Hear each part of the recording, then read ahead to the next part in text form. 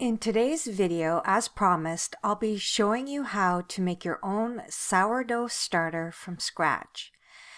Now, the reason why I did this was because, of course, I wanted to help you guys out there with starting your own starter from scratch.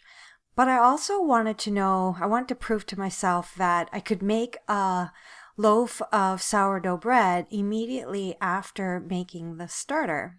So you're in for a treat. Stick around. The best way I know how to improve my own health is by cooking from scratch. And so why not make homemade bread? So I started making my own sourdough bread about 3 years ago, and this is what I'm wanting to share with you. Now, the magic in making a beautiful loaf is in the starter where all the wild yeast are found, and I'm going to show you how to make your own today. So here I am on day 1, and I'm combining 50 grams of flour, 50 grams of water, and I'm using a teaspoon of raw local honey. And the reason for this is because local honey has some wild yeast in it already, and so this yeast and bacteria is going to help jumpstart the starter for us.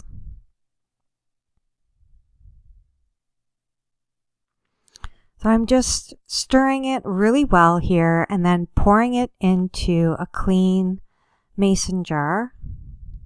Then I'm going to cover it and let it sit for 12 hours in my oven with the light on, because I know that the temperature is going to be warmer than just sitting on my counter or even on top of my fridge, because the house is pretty cool right now.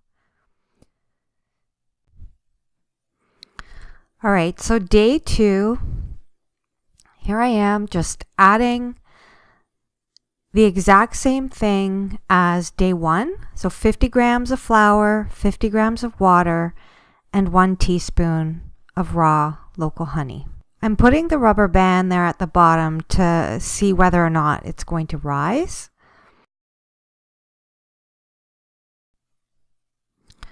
All right, so now we're day 3 in the morning, and it's time to start discarding some of the starters. So I'm only using 50 grams of the starter from day 2. I'm putting that into a clean mason jar. I should have used a quart size rather than a pint. You'll see why on day 4.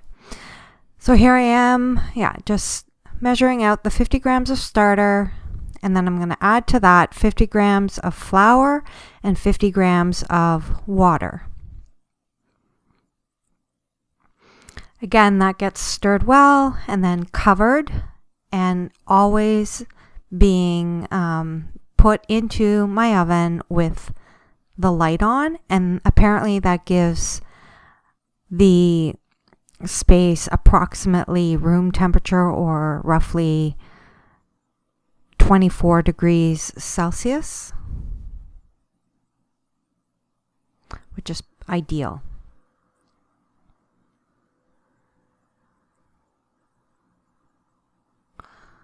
All right, so that is all really well stirred. I always scrape down the sides, put the rubber band to see if it's going to grow, and then put it away in the oven. Bubbles are always a good sign that things are going well. All right, so this is the evening of day 3, and I'm adding another 50 grams of flour and 50 grams of water.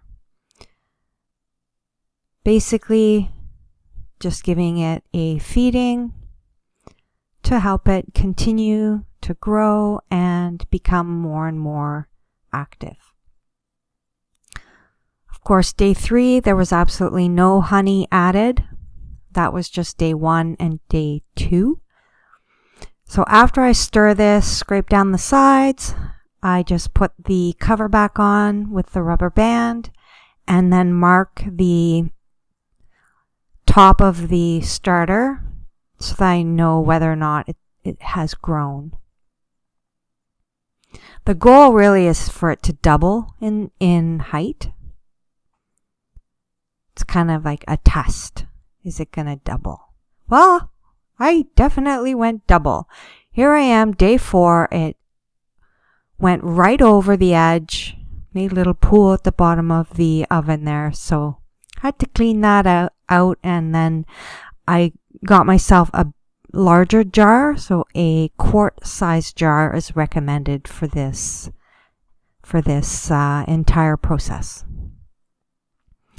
So here I am taking 50 grams of starter from day 3 and then adding to that 50 grams of flour and 50 grams of water. So it's the exact same thing as the morning of day 3.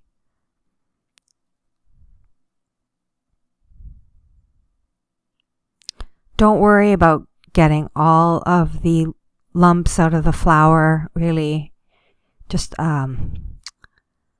stir it well and scrape down the sides. Put your cover on and then mark the level that it's at and put it in the oven. So this is day 5. So we're ready to make some bread. Now you'll notice on day 4 I totally skipped the evening feeding. We didn't need to do that.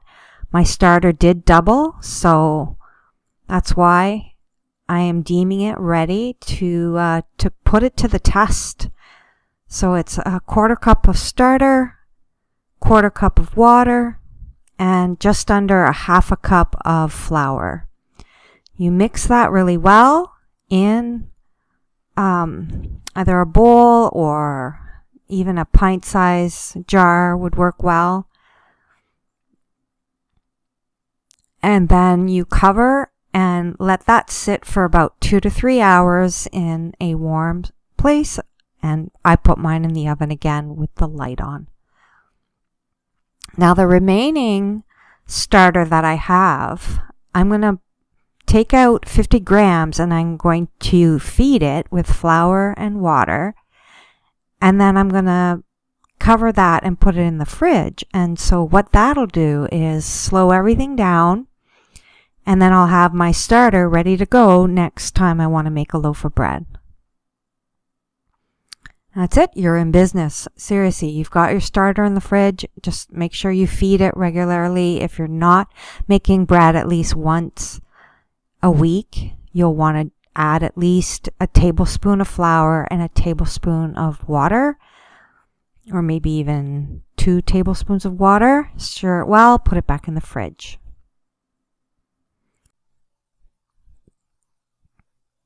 All right, so 7 hours later, I'm taking my fed starter out of the oven and putting it in a bowl.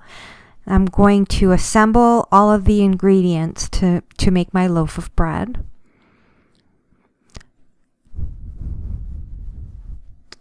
So you add to the starter 2 cups of all-purpose flour, 1.5 cups of whole wheat flour,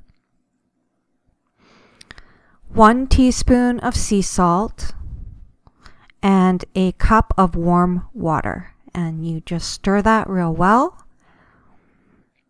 And then after you're done blending it with the spatula, you can switch to your hands or just start with your hands right off the bat. Totally up to you. And I'm just blending the flour in really well here, rotating the bowl. I was finding the mixture to be a little tough, so I did end up deciding to put it onto the counter and just try and knead it as best I could to work it. And after you're done kneading your dough, you put it in a bowl with about 1 to 2 tablespoons of olive oil so it won't stick. And you cover and let it sit in a warm space for anywhere from 8 to 12 hours. And this would be your first rise.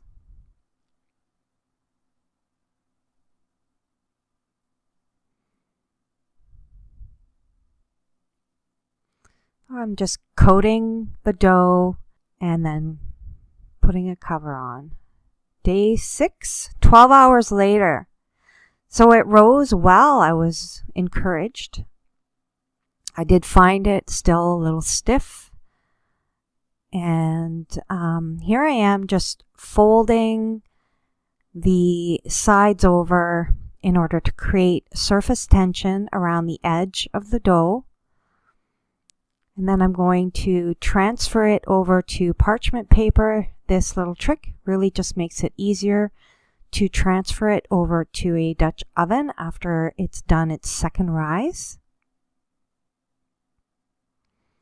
So there, it's not too bad looking. Ready to sit for about 3 hours. I should have waited a little bit longer. It didn't rise too much. So here I am just transferring it over into the Dutch oven. And then I'm going to bake it at 450 degrees Fahrenheit covered for 10 minutes. Then I lower the temperature to 425 Fahrenheit, keep the cover on for another 10 minutes. And then I take the cover off and keep it in the oven for another 20 minutes. And that usually works really well. So here I am with my loaf of bread. I was pretty happy with it. It tasted good and maybe not as sour as some people like their bread to be. So yeah, I'm still learning too, right? So bon appetit, and be sure to share your experiences in the comments below the video. Thanks for watching.